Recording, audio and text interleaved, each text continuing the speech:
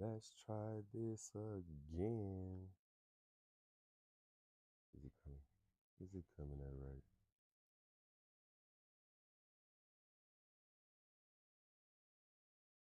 Okay, it's coming out right, guys. Anyway, what's good, world? It's your boy SK74. Came to fuck with the game today. Alright, so today's title is Rappers Alleged Serial Killer Exposing the Evil of Boosie in Details. Now, my understanding, I know Boosie a little bit. I didn't follow him since he was, since I was little, to be honest. I think I was maybe like freshman, sophomore. But anyway, you know what I'm saying? I don't really think all these alleged situations is on him. I think they're just using him because it's easy to figure out who to blame first. Without further ado.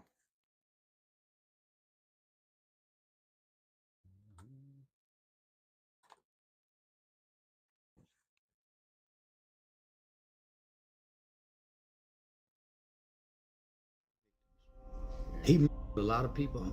He had a tattoo on his chest that says Boosie, who next? He's a real gangster. Is he really? Like, he's a real gangster. Wow. And that's the thing that people don't realize about Boosie. Like, Boosie got like 30 to 40 around him all the time. And if you touch Boosie, something's gonna happen to you. Something's gonna happen to you. If, as your friend, if you do something in the streets, he'll let the streets kill you to maintain the street rule. That's why a lot of his friends is dead and the dark cloud sits over his head. See, when you so down with the streets, homie, you'll have one of your partners kill, like Boosie was doing, upholding them street rules. Any man that constantly hide his eyes is not to be trusted. That's the window to the soul. Man, you look a person in his eyes, man, when you hiding your eyes, you hiding something. And Boosie hide his eyes a lot. He will not let you look into his eyes. He done crossed a lot of friends upholding these street rules. Damn. Since the dawn of time, humans have been duped by charisma. Whether it's by horrible dictators, cold-blooded politicians, dangerous kingpins, or even entertainers who live a double life. All of these people have one thing in common. They entertain you, they make you laugh, they make you smile, and they make you overlook the awful things they've done. In this case, we cover an entertainment genius, the ultimate hustler, and most importantly, a hip-hop legend.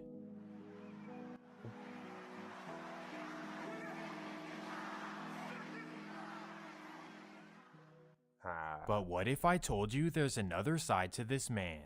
Possibly an evil control freak who eliminates anyone who challenges him. A man who comes equipped with goons who will throw away their freedom for him at any moment. And finally, a man who will turn his own friends and brothers into enemies simply because they want to leave his nest. Or maybe he's just a man who had to do what was necessary to make it out of his circumstances. In this video, I won't tell you what to believe. Instead, I'm just here to lay out all of the facts. This is the crazy story of Lil Boosie, so let's dive right in. South Baton Rouge, Louisiana, a place you've never been and a place you should probably never go. The area has always been poor, run down, and no stranger to violence, despite being just a couple blocks away from a major university. It's the kind of place that's extremely difficult to make it out of, and because of this, it creates some very dangerous people. In fact, the average guy you'll see here is 10 times more intimidating than even the scariest person in most states. In a lot of places, there's structure and codes to the streets, but here, none of that is respected. In Baton Rouge,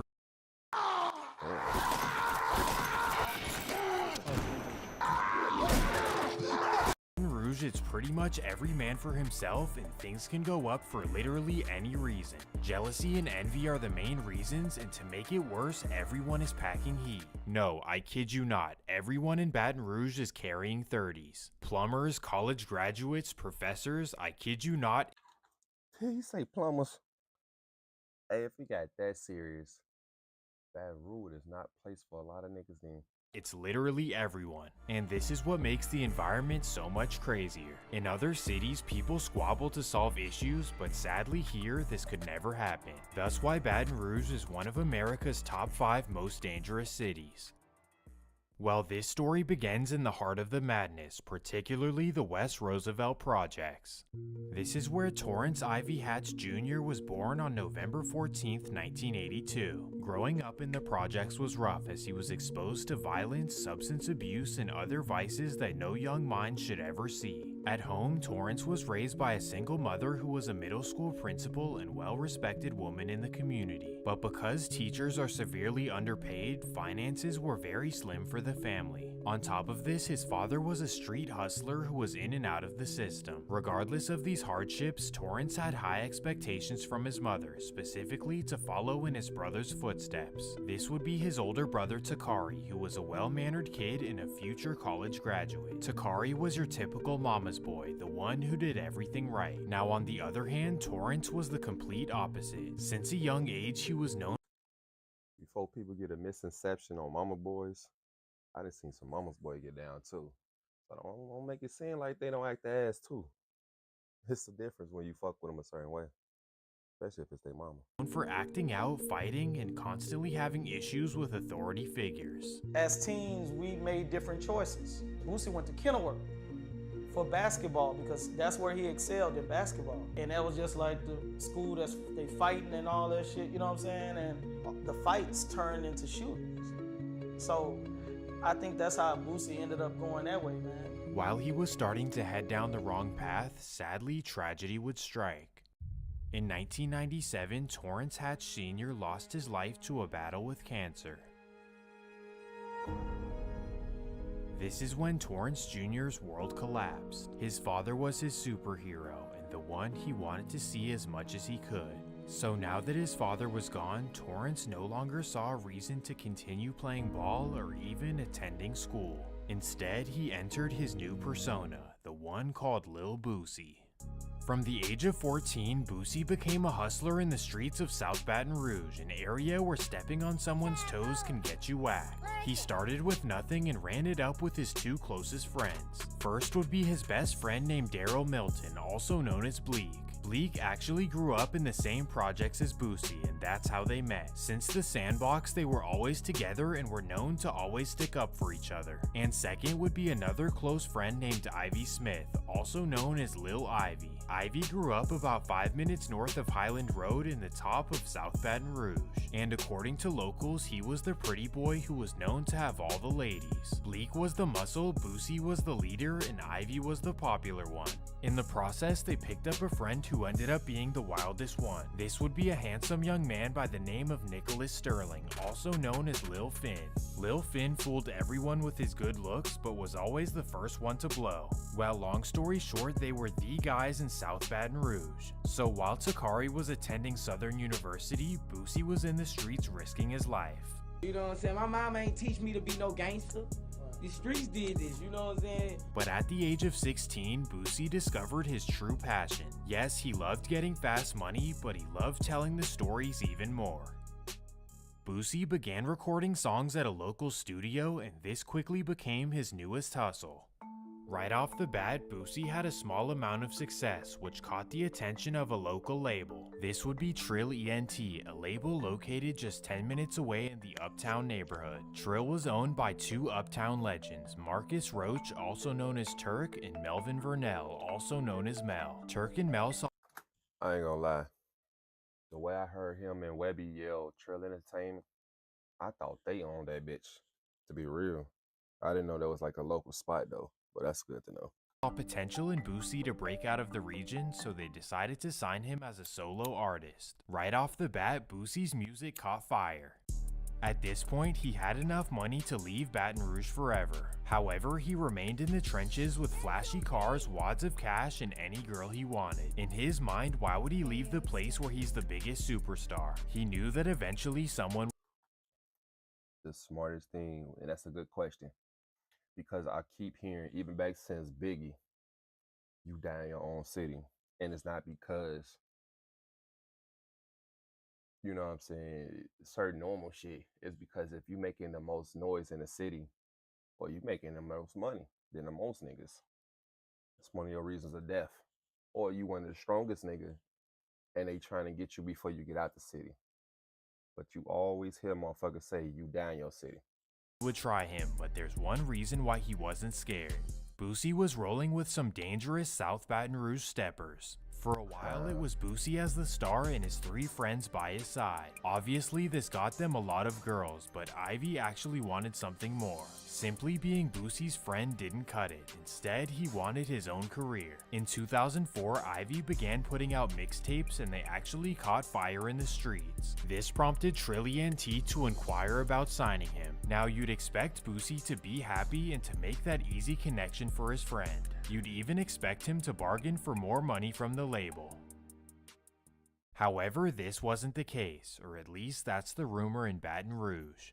The rumor goes that Boosie didn't want to see Ivy reach his level and that he wanted to be the only one in his crew with money and fame. And according to Ivy's nephew, when Trillian T was calling Boosie about Now, if it's real, if that statement is real, that he wanted to be the only one out his team to take off or become rich or famous, I'm starting to see a lot of that in majority of these groups, and it's always seemed to be like one person take off the hardest, and the rest of the crew, shit, you don't see them no more. You don't see them, you don't hear about them. So it's like, is that the gang thing in general, to be the only person on top at your group? Because there's a lot of motherfuckers that's doing this shit now.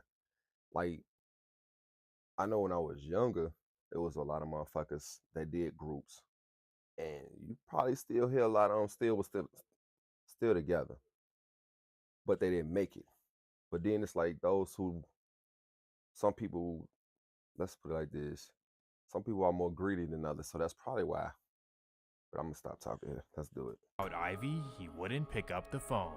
Yeah, Trill wanted to sign Ivy. Yeah, that's what it was. Amy wanted to sign Ivy, and Boosie ain't won't answer the phone. You know what I'm saying? And Bleak got tired of telling Ivy Boosie don't want to talk. He kept telling Boosie and all this and that. So Ivy said. Because of this, Ivy and Boosie began bumping heads as Ivy felt betrayed. As a result, Ivy and Lil Finn began going to the club without Boosie. At the same time, Ivy was becoming a star of his own. He was handsome and could talk that gangster talk. That takes us to March 19th, 2005.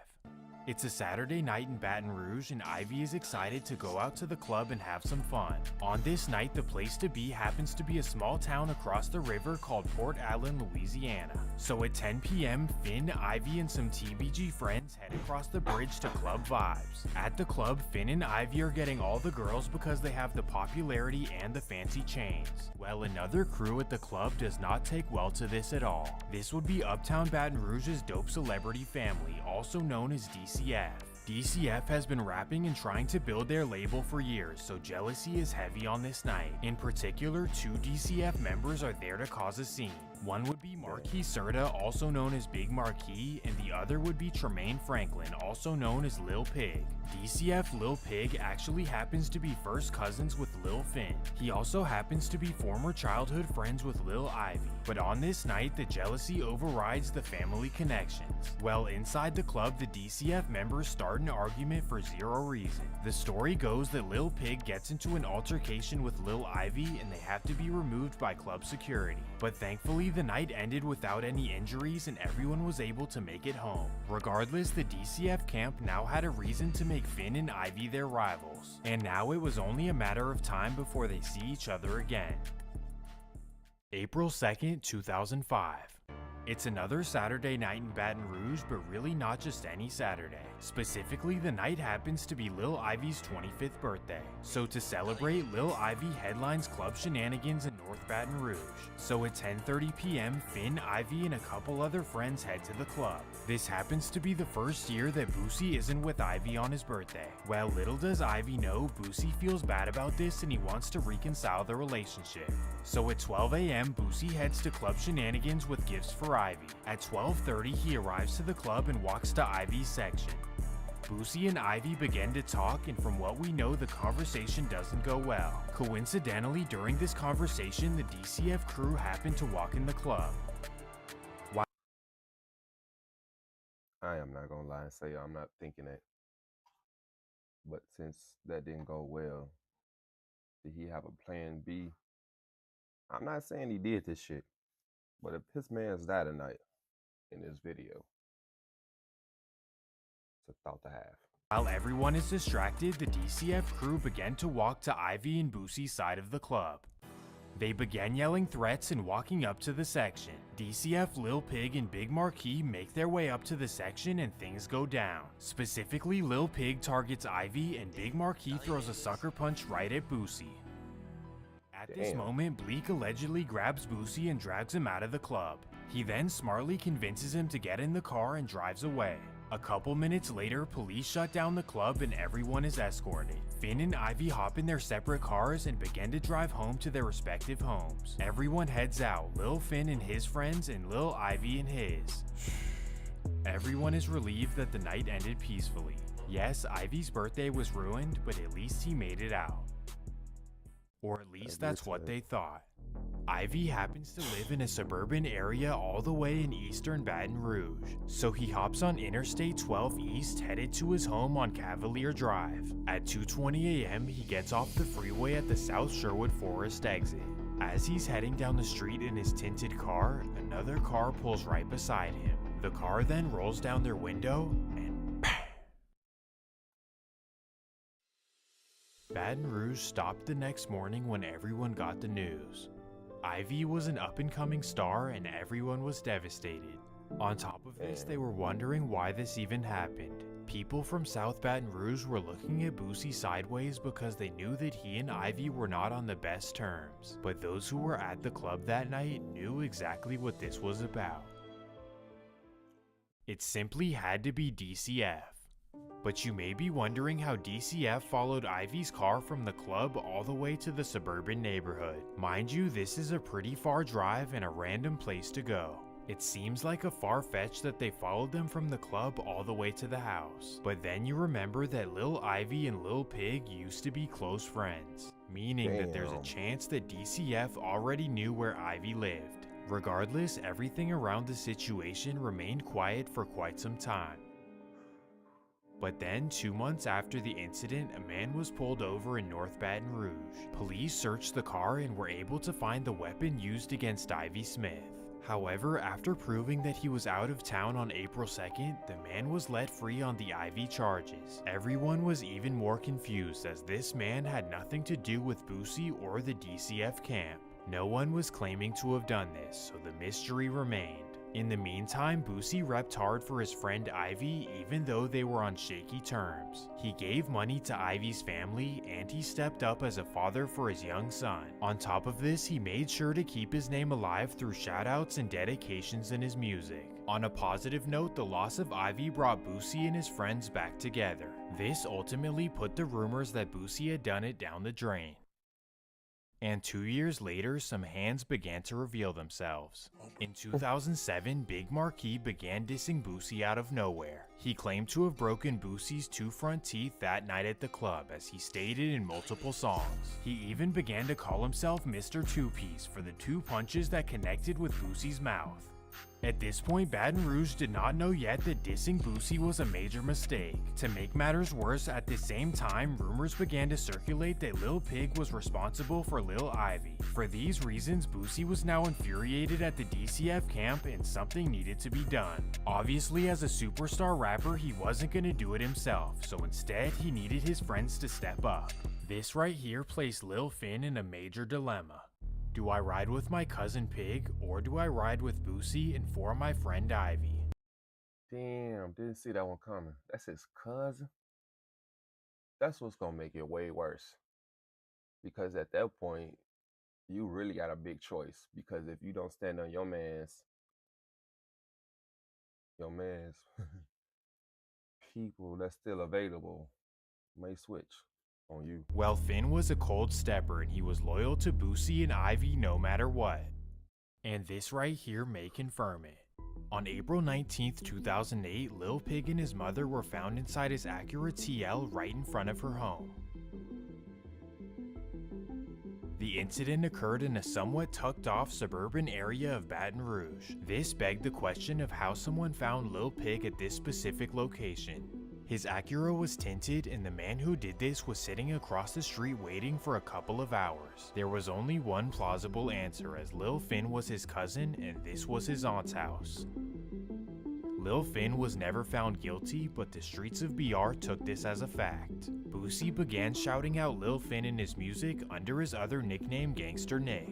In fact, he has a song called Gangster Lil Nick where he depicts the character of his young friend. In the song he says, "We lost Lil Ivy and he turned up his pressure." He also says he wanted everyone to know he did that. And lastly, he calls him his light-skinned stepper with 2 Glocks and a stick. Damn. When you live this kind of life, karma comes around in mysterious ways. December 9th, 2008. It's a typical Tuesday afternoon in South Baton Rouge and Lil Finn is Damn. 2008 already? outside his house on Tennessee Street. The Hood is outside hanging out when Lil Finn gets into an argument with a friend named Donald Eli. Finn's hot temper gets the best of him and he whips out on his friend. He misses and Donald sprints behind the house. Finn follows him to the back of the house, but this time Donald is ready. Damn. Donald was arrested directly after the incident. However, once police got the full story, they realized that it was self-defense. And as you would expect, all of the charges for Donald Eli were dropped. Regardless of the circumstances, the incident devastated Boosie as Finn was one of his closest friends. He was also upset because Finn was the only one proven to put in work after the loss of Ivy. Everyone knew that he was the main enforcer on the Boosie side, so this loss had some serious implications. Boosie was no longer protected like he once was, and things would only get worse a couple of months later.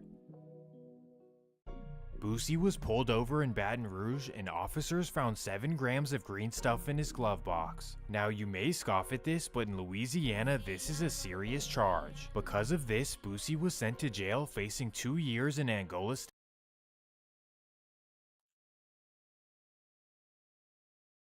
Come on.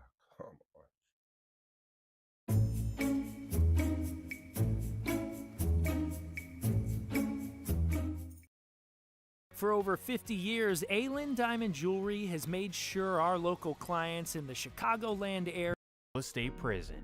So now with Ivy gone, Finn gone, and Boosie locked up, the DCF rivals began to get bold. DCF was headed by a rapper named Nussie, who by this time was already in his 30s. Because of his age, Nussie wasn't really involved in the DCF street activity. He was simply an older guy who was grasping to have a rap career. Well, while Boosie was away, Nussie began trolling tremendously. First, he dropped a mixtape with the same exact cover as Boosie's album, except with his own face on it. The strategy worked for Nussie as his music started selling. You know, so now I'm getting radio play. I'm in the clubs, my CDs selling off the shelf. You know what I'm saying?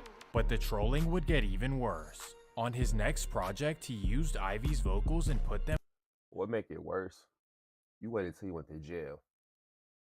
I mean, why not just talk shit while he was out? That means you showed that you got more balls at that point. You wait till a man locked up, they feel like you was a little bit scared to do that before he went in.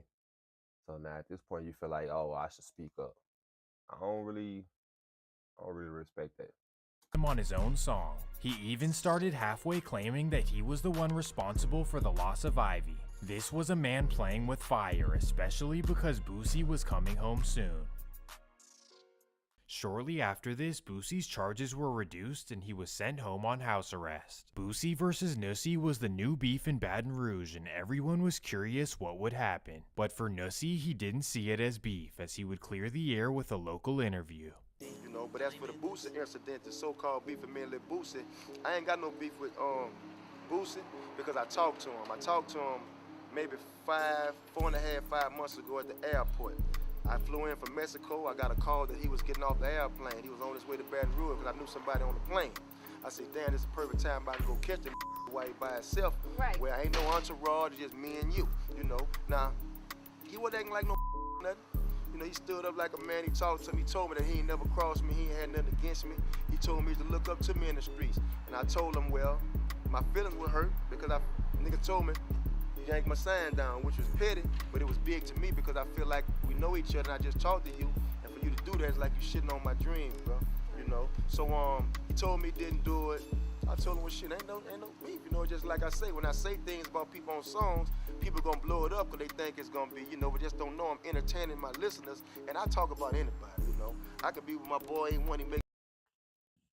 So, like I was saying, I kind of felt he was kind of scared because how he responded at the moment in reaction to the situation or whatnot, it's like, stay your grounds. You ain't got no beef. I understand that. But at the same time, I don't know. If you started that shit, stand on it. That's just how I look at shit. But anyway. Me mad, I might jot a little line about his ass. You might see us later on. Right. So make a long story short, people done caught on to it. Ain't nobody really tripping. No, it ain't nothing personal. You know, like I said, I told him, I said, man, I'd be less than a man to do you something behind some he saying, she said, when I can just come approach you. Because we know each other. You know, I know you and you know me. He even admits it was all a marketing campaign. I had did it because I had wanted to. I always think about marketing. You know what I'm saying? I thought it'd be an easy way to catch people's ear, and it worked. It did. You know what I'm saying? I did it. I took Boosie's album cover, took him off, put me on it, and I did it. But once you listen to the album, I had no diss. It wasn't a diss record. It just was something I wanted to just be different, be exclusive, you know? A lot of people took it the wrong way. A lot of people understood what I was doing, and they commended me for it. You know, the music spoke for itself. Clearly, Nussie thought that everything was good, as that's what Boosie had told him. However, this wasn't exactly the case. According to court documents, Boosie put $25,000 on Nussie's head. Previously, he would have called Lil Finn to handle it for free, but now it was anyone's ransom. And that introduces us to a young man named Michael Louding, also known as Marlo Mike. Marlo Mike grew up in the uptown section of Baton Rouge and was best friends with Lil Fat. If you're unfamiliar, Lil Fat happens to be the son of Trill CEO Melvin Vernell. This doesn't matter now, but will later be relevant. At this time, Marlo Mike was only 15 years old, but had already built a dangerous reputation. He was raised in extreme poverty, in and out of abandoned homes, and was raised by all kinds of different family members. Because of this, Marlo had no sense of family or structure and was desperate for appreciation and attention. Well, for a couple of years, Marlo was used as an enforcer for Trillian T and Lil Fat, and once he heard about Boosie's ransom, he was eager to cash in. He said, hey, he ain't got no structure, no real family. Why not do this shit? It's some bread. And that's really how he thought. Damn, because it's like at that point, you really know he had no love for nobody because he don't have nobody. But I can understand where that's coming from, but hey. Lil Fat brought Marlo Mike to Boosie's mansion. Marlo was excited to meet his idol, however Boosie wasn't there. Instead, he was able to meet Boosie's young stepper named Michael Judson, also known as Ghost. Ghost grew up one building down in Boosie's projects, but was 5 years younger. So essentially, he was raised under Boosie's wing and eventually became his enforcer. Well, now that Ghost and Marlo were connected, this was a dangerous duo, especially for $25,000. February 9th, 2009. It's a regular Monday afternoon in Baton Rouge, and Nussie is at home chilling with his boys. At 10:40 p.m., Nussie's friends tell him they're hungry and they're going to the gas station to grab some food. Nussie doesn't want to be left at the house, so he decides to tag along with them. Together, the group of 5 get up and walk to the Exxon on Florida Street. Coincidentally, at this same time, Marlo, Mike, and Ghost are spinning around the area looking for Nussie. They know he lives in the general area, but they don't know exactly where to find him. Well, at 10:55, Ghost realizes he's running low on gas, so he pulls into the Exxon gas station. As Ghost is pumping gas, Marlo walks into the store to grab a snack. As he enters the store, he looks up and completely freezes in his tracks. He notices Nussy right there checking out at the counter. Marlo is shocked, so he walks to the back of the store staring at Nussy the entire time. Nussy looks back at Marlo a couple of times, but he doesn't recognize him. He thinks nothing of it and walks back home with his friends. Marlo drops his snacks and instantly walks to Ghost's car and tells him that he just saw Nussy. So the duo instantly hop in the car and begin following Nussy at a distance. At 11:03, Nussy and his friends arrive to his house and walk inside. As they're walking in, Marlo and Ghost bend the corner and they get out of the car. Ghost then crouches down and Marlo Mike gets on his shoulders. This way Marlo Mike can see into the living room and have a clear view of Nussy. He's able to spot Nussy sitting on the couch, and that's when he makes a wild decision.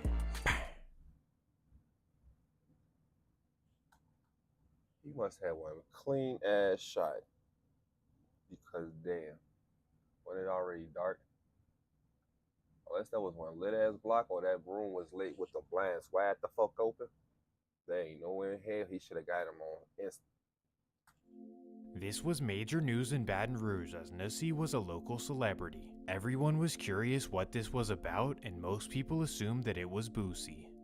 Well, once Ghost told Boosie who had done it, he was eager to meet him. So this is when Marlo Mike was first introduced to Boosie Boo. Marlo went to Boosie's mansion expecting $25,000, but instead he was only handed $2,800. Personally, I would be pissed, but Marlo Mike didn't really care. He was raised in extreme poverty, so to him it didn't really make a difference. In his mind, he had never had this kind of money before, so everything was okay. More importantly, he was truly stargazed by Boosie and he was willing to do anything to please him. This is ultimately how Marlo Mike became Boosie's new #1 stepper. He was now a part of the family, even taking pictures with Boosie's daughter. Now with Marlo on his team, Boosie felt untouchable once again. And that takes us to April 12th, 2009.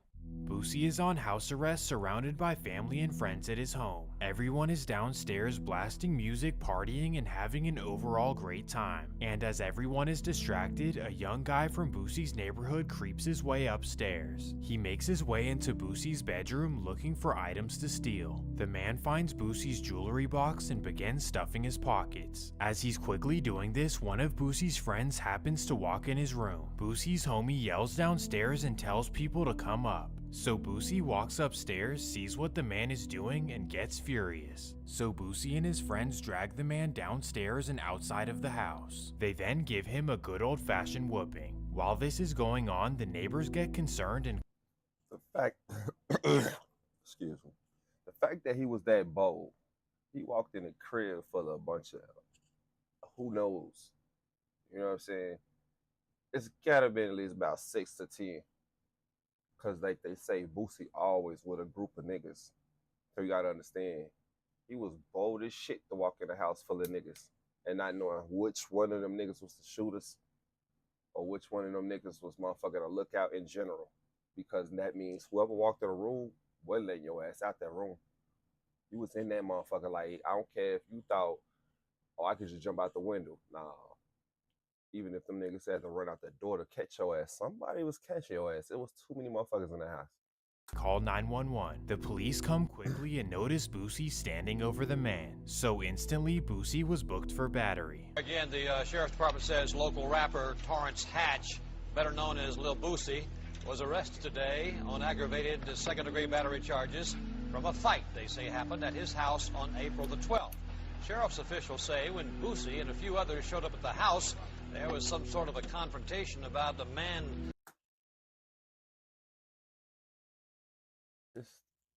This the song where he made the point where like I hit a nigga like 40 I can't remember what the fuck that song was. About 40 minutes. Shit. Yeah, that's gotta be that point of that song, but I gotta go listen to that shit again. It's been a minute since I heard some Boosie. I usually listen to like a bunch of these rappers' older shit, like the older motherfucking crowd, because they older shit was different. The shit they put out now, some of them trying to keep up with some of the other rappers. Not saying Boosie is in general, but some motherfuckers is trying to keep up with some of the youngest. Like when I heard this one motherfucker try to do a drill song that has I don't think he's ever done a drill song. He was a drug song and other shit. You know what I'm saying? So when I heard this one motherfucker do it, I was confused. Like it don't sound right. It's not coming off like the younger crowd is doing it. Like not to say that they can't do the shit, but they didn't put enough work to it to make it sense, to make sense and sound right. Like they was just trying some shit randomly on a beat that wasn't necessarily catchy for it, I guess. Maybe it was just more or less the beat or them just trying over some shit they never really tried before. But I don't know. Stealing one of Boosie's necklaces. We're told that's when a fight broke out. Fist and possibly even a vase were used in the fight. One man was taken to the hospital with non-threatening injuries. Now, one of the rumors goes that the thief was Marcus Thomas, also known as Gangster. The other rumor states that Marcus had snatched Boosie's chain in front of his daughter. Either way, Boosie was pissed, and Marlo Mike now had another mission. April 25th, 2009. It's a Saturday night in Baton Rouge, and Marlo and Ghost are on their mission. Specifically, they're in South Baton Rouge waiting outside of Marcus's house on West McKinley. They wait for 45 minutes until Marcus returns home in his pickup truck. Marlo and Ghost then pull alongside the truck and roll down their windows.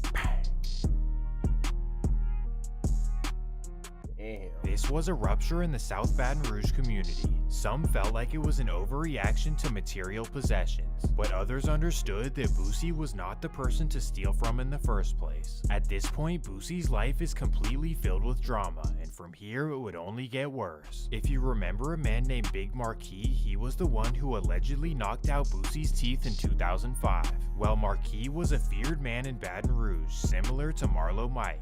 4 years had passed since the incident, and the drama surrounding Big Marquis had died down. However, when you're dealing with Boosie, there's no timetable for revenge. On July 24th, 2009, Big Marquis was found in his car in the Mall City neighborhood. A man named Damian Williams, also known as TBG Short, was arrested for the incident.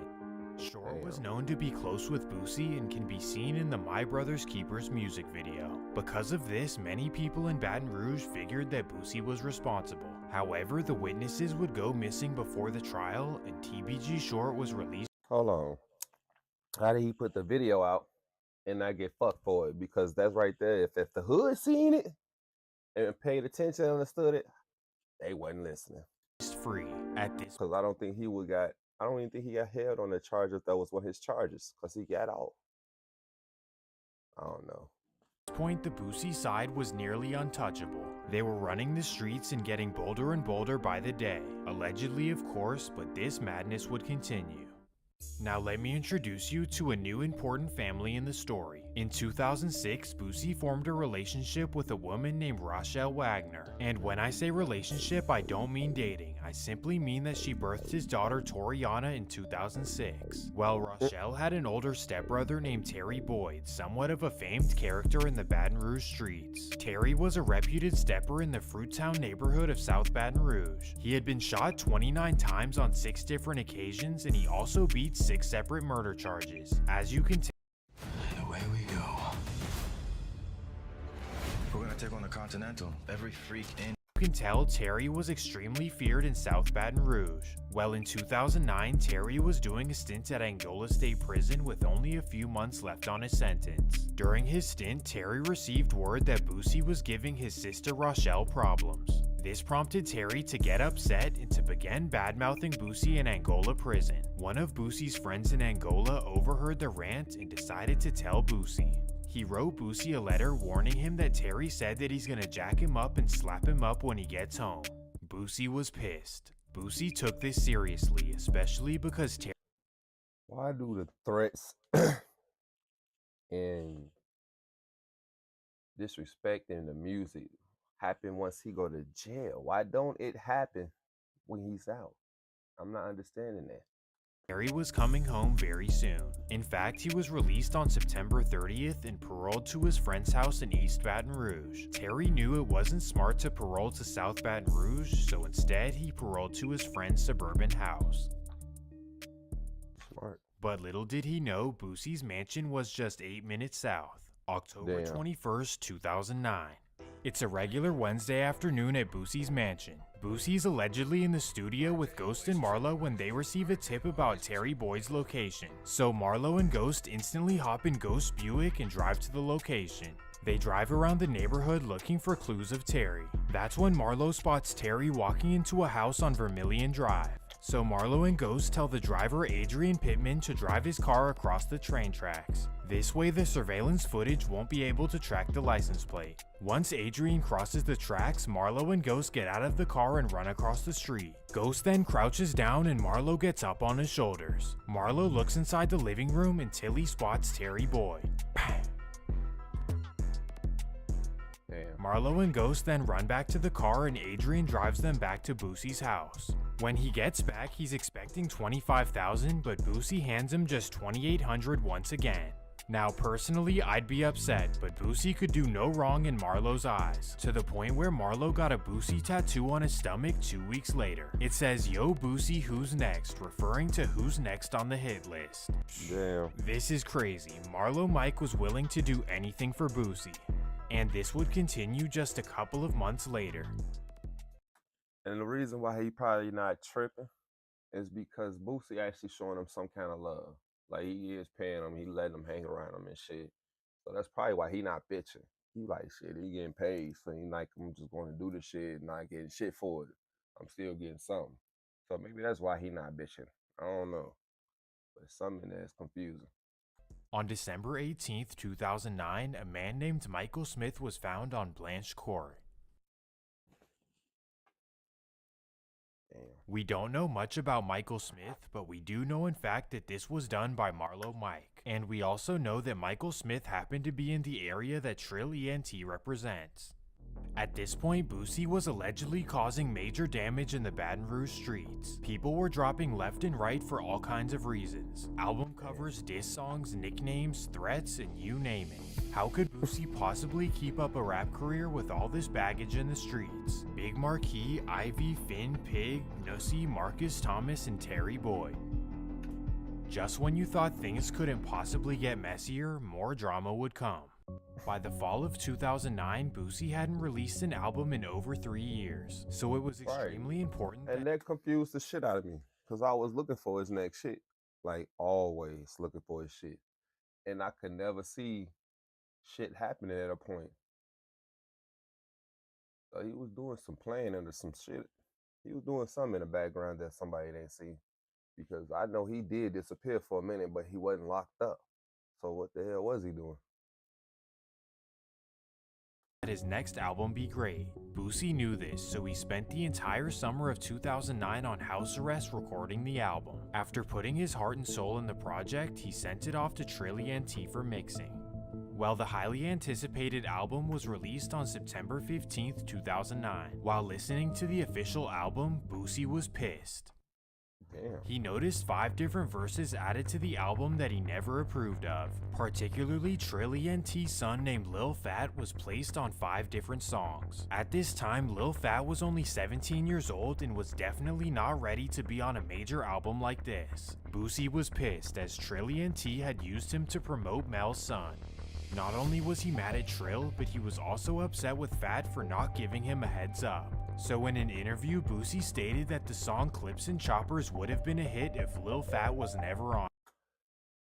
Because I did like the song, but I didn't understand that last verse, his verse, because I didn't even know who he was when I seen the feature.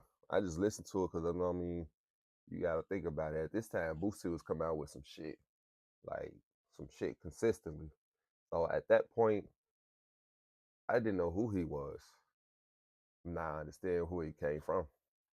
He even dissed him on new songs as well, saying, "I hope they give your 100 years. Now this contradicts Boosie's stance that he doesn't wish jail on anyone, but I guess we have to give him a pass. Well, Lil Fat would respond with disses as well, claiming that Boosie is a rat for putting Marlo Mike's name in his music. At this point, Boosie's relationship with Trill ENT was completely ruptured.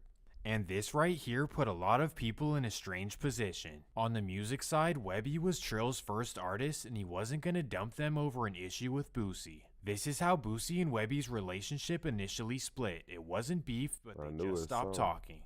But the rupture with Trill I knew it was some because how close they was at one point. Then they just like, and I mean, they was damn near on every album together, song and shit, whatever the fuck. And out of nowhere, they just like drifted. also had some serious street implications. If you can remember, Marlo Mike was initially Lil Fat's friend in the muscle for Trillian T. So Marlo had a dilemma. Does he ride with Lil Fat or Boosie in the beef? Boosie's his idol and the man with the money, but Lil Fat is his day one friend. Well, 2010 would be a tough year for Boosie, that's all I have to say. On January 1st, 2010, Michael Ghost Judson was found in North Baton Rouge. Damn, he blew him? That's fucked up.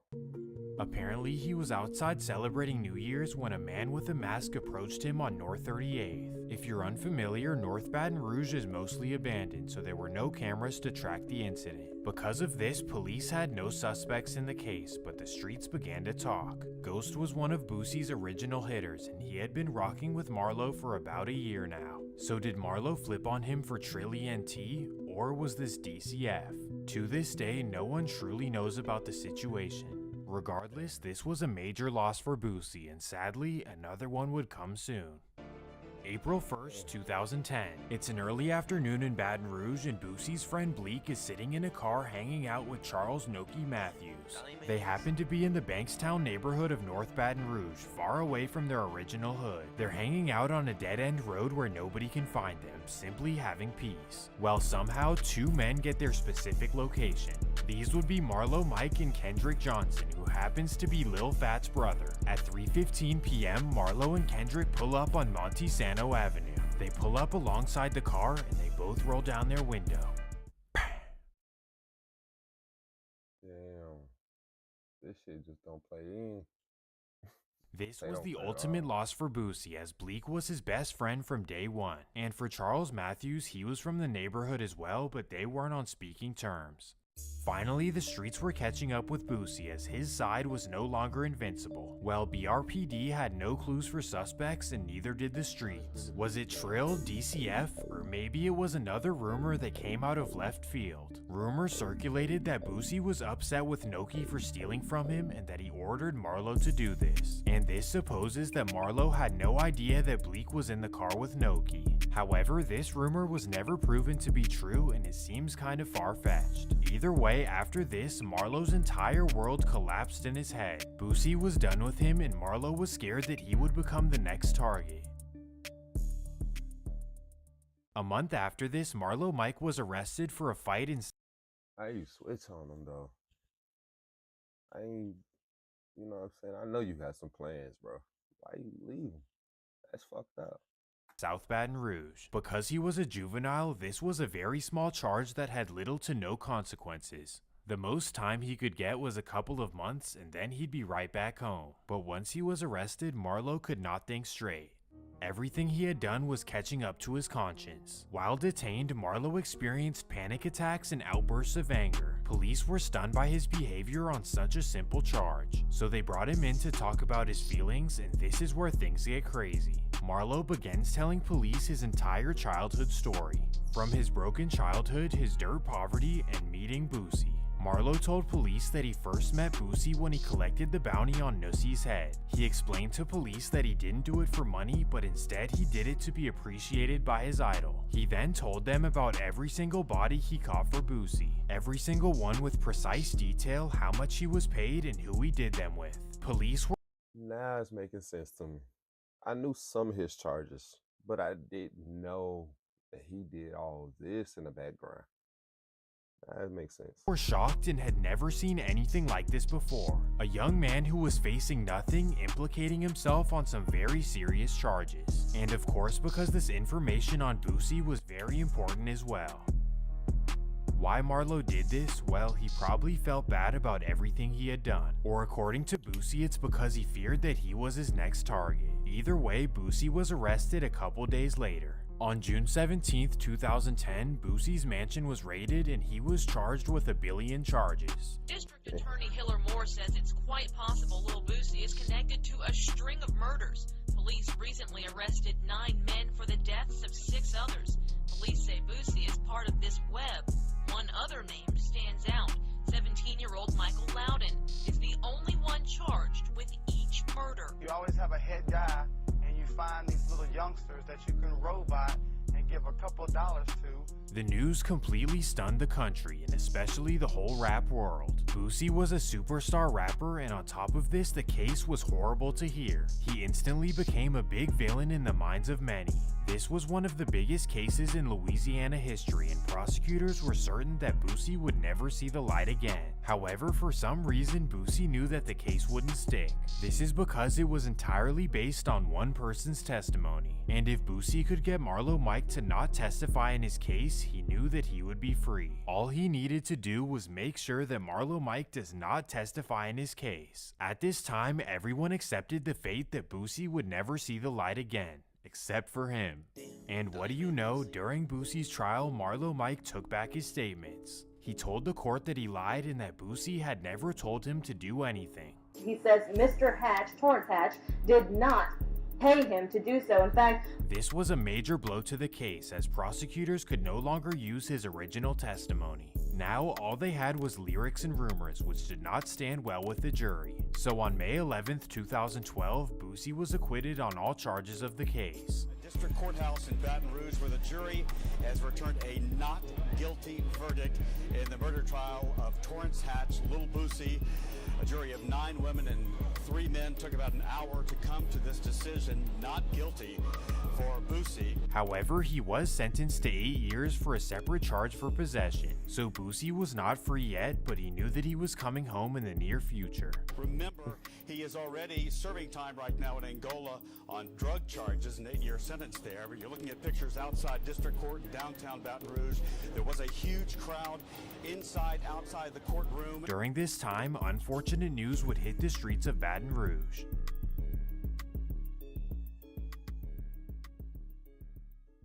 Just 10 days before Boosie's trial, Lil Fat was found in Sandy Springs, Georgia. At first, everyone thought that Boosie had called this hit from jail, but that wasn't the case. Instead, it was a completely unrelated situation that could honestly get its own video. Even though Boosie had nothing to do with this, he still doesn't have good words for Lil Fat. And this prompted Fat's brother Kendrick Johnson to troll him on Instagram. In the meantime, Boosie was sitting down waiting for his release. He only ended up serving 2 years and was released in 2014. Many believe that he had just gotten away with some very horrific crimes. Either way, this was his final wake-up call to get out of Baton Rouge. However, once he was released, he pretty much had zero money to his name. Because of this, he grinded like never before, recording hundreds of songs and doing shows nearly every day. Once he saved enough money, he purchased a home in Fayetteville, Georgia, a suburb 40 minutes south of Atlanta. Boosie had a lot of mouths to feed, and he knew that his rap career could only last so long. So in 2015, Boosie partnered with his brother TQ to create Badass ENT. This would be a label focused on finding young artists and developing their careers. Essentially, Boosie was the financer and TQ was the brains behind the operation. So right off the bat, TQ went out looking for artists to sign. Long story short, in 2016, he discovered a singer in Mississippi by the name of Young Blue. So he brought him to Boosie and they ended up signing a deal. While this was kind of a rocky road, as TQ explains that Boosie was being stingy with his money and would not invest in. I ain't gonna lie, he did not stick around long. I don't even know where he at. Like, that was some real quick character situation to me. Like, how long did he last actually with them? Blue's career. He says that literally all he did was let him rock his chains and get him a Vlad interview. Boosie did not finance the records. You have to finance the records. Boosie did not give Blue an advance. You didn't reimburse him for studio time. You didn't pay producers. You didn't pay for no studio time. You didn't fly him out. The only thing that Boosie has said that he did for Blue is holler at Vlad to get him on Vlad. Let him wear a chain. At this point, TQ and Blue are frustrated with Boosie for not investing. So TQ began looking for label partners who are willing to put up money. Meaning that yes, they. So then they fell out too? That's fucked up. He said, I'm not gonna play that shit. You not paying nobody then. Their percentage will now be smaller, but it will be a part of a way bigger pot. So at the end of the day, partnering with a major label was a very smart move. TQ goes ahead and makes Blue's deal non-exclusive, allowing Columbia Records to come in and invest $150,000. Now according to Boosie, TQ did this all behind his back. He also claims that his brother stole the money from Columbia Records. Say cheese. Y'all need to ask this thief these questions. Why you and Blue couldn't call Boosie and tell him about the deal? Why did it have to be behind his back? Why did you have to forge his signature? If he knew nothing about the deal, why did you put his signature on the paper? Why are you always being accused of stealing from your brother? He also accuses him of forging his signature while he was in the hospital sick. On the contrary, his brother says that this is not what happened. TQ reveals that Boosie actually co-signed the deal and there was never any money taken from Columbia Records. We agreed to restructure Blue's deal to make it non-exclusive. Me, Boosie, and Blue sat down. Who advised you to sign that contract? Because Boosie was in the hospital sick or something, right? No. Where was he at? We don't know where Boosie got that timeline from. However, he does admit to forging his signature. You have to understand our business relationship. It's hey Boosie, can you get on the phone? You need to be on this conference call. We need to watch the budget. You handle it. You have to be on top of this shit. Sit down like this, man, Boosie. Hey, look, he can get out of his contract because we didn't do X, Y, and Z. I get that. Okay. Instead of us not getting anything, let's let somebody else put the money up, and then we come back and just collect. This is how we've always done business. I've signed every show that you've ever seen Boosie at that's posted on a flyer. Boosie did not sign the actual contract to that show. Every deal, our business relationship is Boosie, here are the numbers. You cool with this? Here are the terms. All right, bam. And unless they're in person, I'm signing that digitally. TQ just admitted to a federal crime, but that's not Clearly did. Because that's fried any day. You can't sign anybody's name, whether it's a good deal, bad deal, which way ever it go. But maybe you did do it behind his back. Maybe it wasn't to his face. He didn't have a conference with him. It might have been just with him and Blue. I don't know. Because at this point, if you just lied about not doing it and then came back around and said it, I don't know what to really believe. here nor there. Aside from the young Blue drama, things would get even worse. Not too long after this, Boosie would find $300,000 missing from his account, and for whatever reason, his brother TQ was arrested for taking the money. Somebody hit Boosie's account for over $300,000. At one time? Over a course of 30 days. Boosie calls me one day saying, man, they fucking hit my account, whatever, bam, bam, bam. I pull up. I'm just manager shit. All right, man, what's going on? All right, pull up to the bank, whatever. So I'm like, we sit down with the bank. I'm like, man, they gonna figure it out, whatever. I go sit with fucking NOPD for over 2 hours to get a police report. I'm just doing manager shit, right? Yeah. And Boosie's like going off on the internet. Capital One owed me my money, blah, blah, blah, blah, blah. And I'm just like, you know, whatever. Again, me and Boosie thinking that, oh, now they found who it, that you about to get your money back, hopefully, Yeah. bam. We sit down at a table like this, there's two officers on the other side. They say, all right, let's cut to the chase, basically. They say, Boosie, we believe that you are doubling down on your money. And Taquari, we believe that you are helping them do it. I sent my arrest report to Boosie. Hit me back, they might be about to arrest you. Because They're saying both of y'all. They're saying both of us, and they just arrested me. They dropped the charges. Yeah. The police found no evidence that TQ did this, but Boosie seems to believe he. I don't know who to believe. Your shit. I'm confused to the point that either he just stealing the shit or Boosie just start moving some shit around and make it look good or something. But I don't fucking believe him, the TQ dude, because some of the shit he already said, he recant his whole point. And it just basically made a pointless point to me. But anyway. He did. Do you think he really believes that you stole the money, or you think he's just saying that? You know your brother.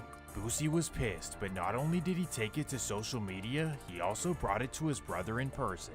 Poydras, the street that runs in front of the Superdome, is a 3-lane street. I'm crossing at the light. I see a SUV in the middle lane and 3-4 hop out the thing. I see it. I'm already walking across traffic. My car is parked right there.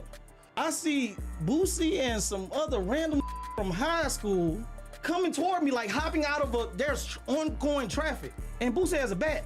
Man, they didn't come all the way to the car. They were in the middle of traffic. Boosie know what's up. Wait, they arrested you before or after that incident? Before. If he had something to do with it, I don't think he would have been that mad. So I do not believe he had anything to do with it for that reason. Because he would have known it was his play. Right, and he wouldn't have been that mad. That mad. Boosie, why you need a bat for your brother? Why you need a bat for your brother, Boosie? That ain't gangster. After all this, Boosie allowed his brother back. You lucky it wasn't weapons other than that. So, I mean, you can't be pissed. Into the business less than 2 years later. But in the meantime, major news would come to the Baton Rouge streets. If you remember the name Donald Eli, he was the one who acted in self-defense against Finn. Well, on June 29th, 2017, he was found outside of Thomas Grocery in South Baton Rouge. Damn. Boosie would respond in a song by saying, "I heard a just got chopped out Finn." Clearly, Boosie was not the reformed family man who only cared about business. He is who he is at the end of the day, a gangster. Well, now we go back to Boosie and TQ. Somehow, 2 years after their problems, they were back cool like nothing had happened. By this time, Young Blue's career had taken off with Drake features and millions of views. For whatever reason, this made Boosie pissed even though he made money from it. Most of these songs were done under Empire, and that's why Boosie now hates Ghazi. He claims that Ghazi was doing Blue albums without talking to him first. About sitting down about this album, guys, bro, but you ignored me. Now you and all parties involved will be receiving paperwork, if not first thing Monday, Tuesday. It's just business. Now you text right back. What up, bro? I never saw the text. So you knew you was gonna have to pay me that bag. And you could penny pinch them. You could penny pinch them, you knew that. You knew you was gonna have to pay me that bag. Well, because of this, Boosie is now suing Empire, Young Blue, and his brother TQ. In response, Young Blue would say that Boosie is not a good CEO like Yo Gotti. And at this point, we know that calling Boosie less than another man. Ooh, shit.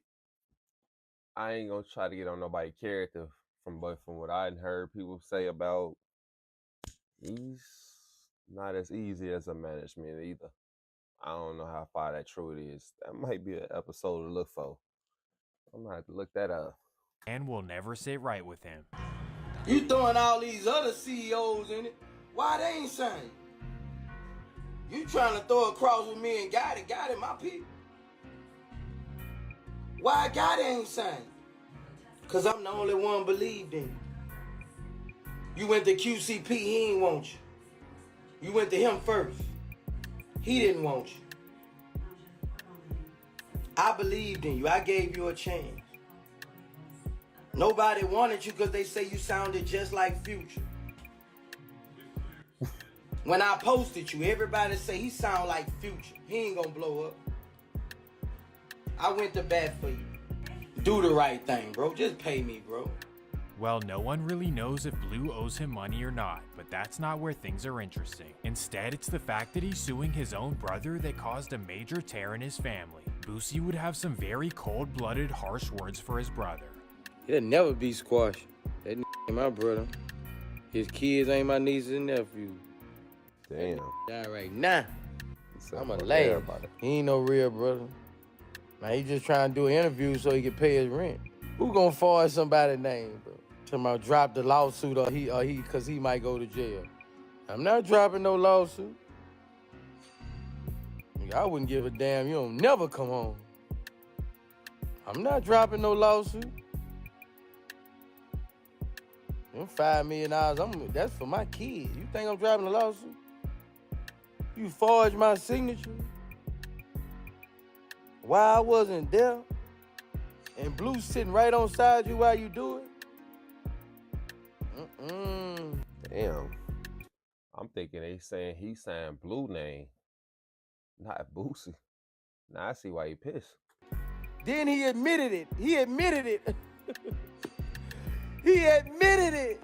Boosie is very confident that it will be an easy lawsuit. His mother knows this, so she told him to drop the lawsuit against his brother. Boosie did not appreciate this and stopped talking to his mother. Damn. I done lost a relationship with my mama. My mama, she always took his side, bro. My mama always took his side, bro. That's her first child. She always took his side, bro. I've been suing him for 2 years now. It's been going on for 2 years. She took his side, bro. She like, I know he was wrong for signing your name and taking money out your kid's mouth, but I don't want to see my baby go to jail. Can you drop the law? Damn. So what about when you got locked up? She didn't care about your ass. Or maybe she did, but she didn't have a person to ask to let you out. Maybe that's what it is. But if that ain't the case, that's fucked up. Lawsuit. Never once said nothing about her grandchildren. Drop what lawsuit? Drop what lawsuit? My daddy ain't like him. My daddy say my daddy ain't never like him. My daddy knew he was a snake. My daddy ain't never like him. My daddy ain't never like him. He always said he was a coward. He was a sissy. He was a snake. My daddy ain't never like him. That's my mama's first child, though. He went to different schools. I went to the public schools, and he went to different schools. She been taking up for him his whole life. He trying to keep his wife. She too expensive for him.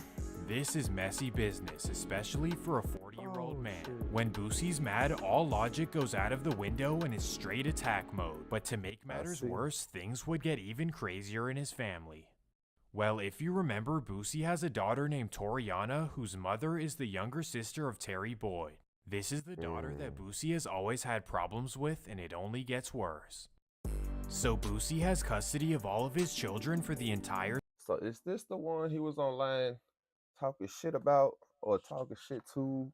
I forgot which way it was. Because I know he don't get into it with all his kids. But I heard they was going back and forth about a car and shit and some other shit probably. But like, how do you beef that strong? Summer. Well, a month and a half in, his daughter Toriana decided to drive from Atlanta all the way back home to Baton Rouge. As a loving parent, this pissed off Boosie to the furthest extent, especially because she drove off in the brand new Mercedes that he purchased for her 16th birthday. So Boosie instantly sent a repo man to her mother's house and had the car brought back to Atlanta, Georgia. This prompted Toriana to go off on a rant against her dad. You still hurt about that? Damn. You still hurt? That's crazy. This man gave me a big old stack of money. 5 billion. He gave me a big old stack of money, y'all. Guess what? As soon as everybody left, guess what? He got that bag, put that in a bank account. I couldn't even use it. Come on now. I've been getting stuff took from him. So y'all instead of saying, you gonna miss out, you gonna miss out. If that mean I've been missing out. Come on now. The whole point was about him not being a father. But y'all wanna pick out the list of. Anytime I felt happiness from this man, it was temporary. Very temporary. Bumped it down real quick. Who was there for me when you was locked up in Angola? What? Could never be me. Could never be me. And I don't hate him, but I don't love him either. Straight like that. I ain't got a fake. I ain't got a pump fake or nothing. He was never there. Like I don't know how to explain that. Like he was never there for me mentally. So I'm not missing out on nothing. So I'm not like it don't bother me. Like I can't imagine what was going through Boosie's head, but here was his response. A child who disrespect her father, like not a daddy, her father.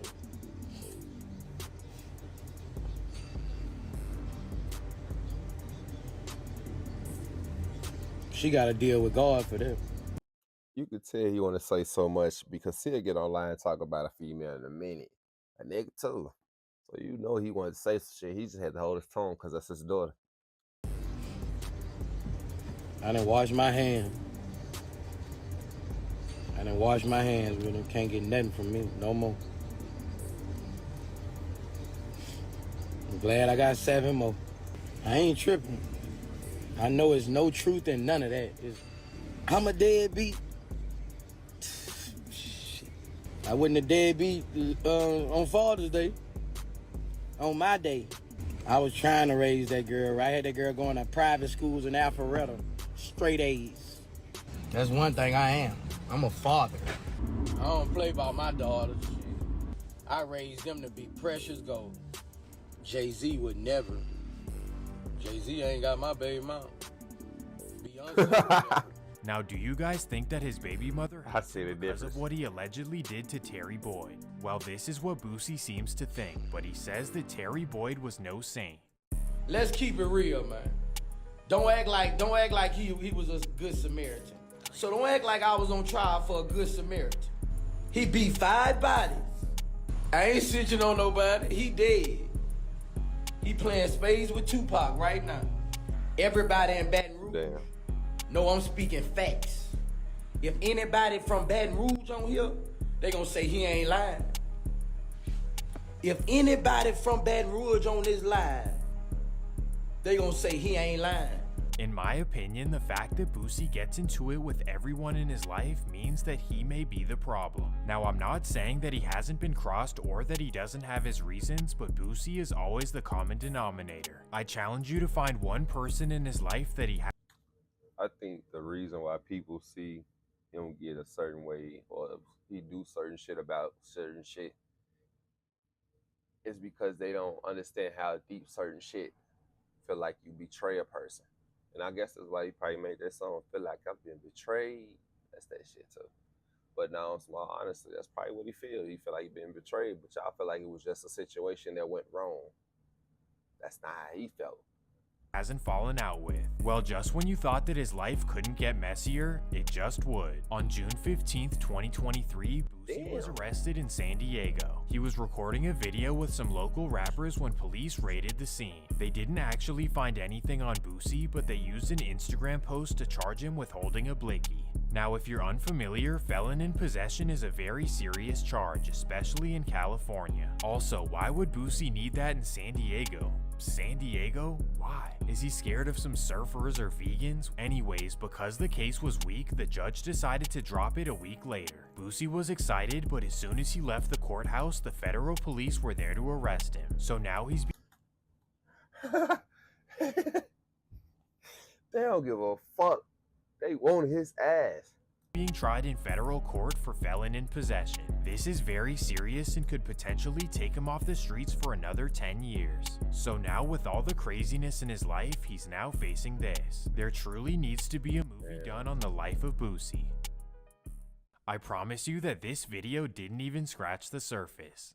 I'm sure I it think did. what I learned is that Boosie sees himself as the ultimate boss and gangster, and anything that gets in his way, he's willing to cross out. It's obvious that he doesn't care about anyone's feelings, even the ones closest to him. From day one till now, there seems to be multiple Shit, he lost his father.